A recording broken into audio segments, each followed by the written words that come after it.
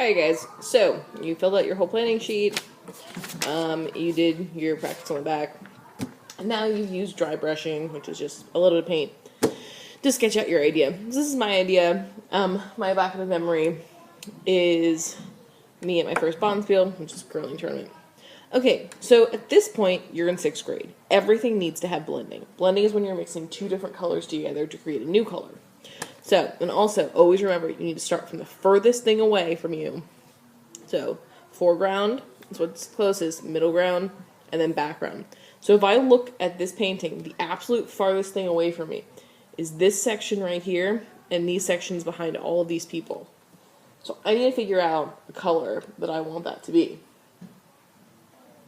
So for these sections, I picked blue.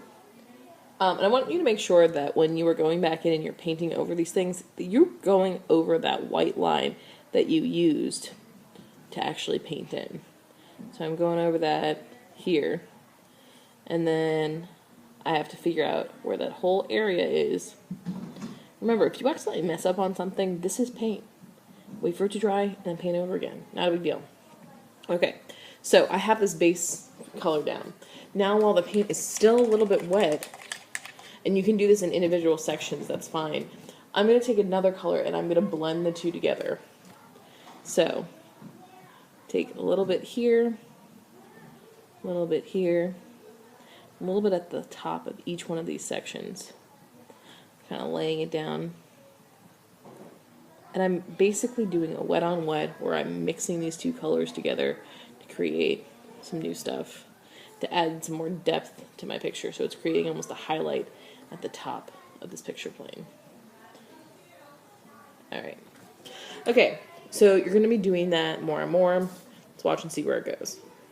Okay, so right here I've now zoomed in. If you notice, these are different people's faces in the background.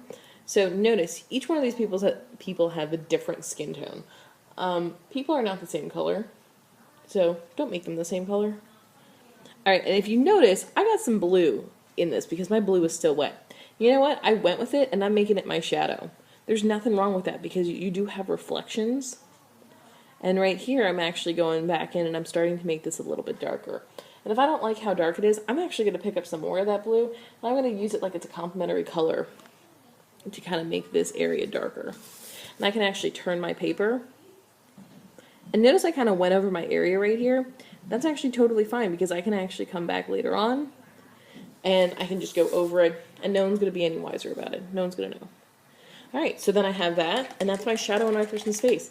It's really easy. If I want to blend it in a little bit more, I'm going to use a pretty dry brush, and I'm just going to kind of push those two colors together.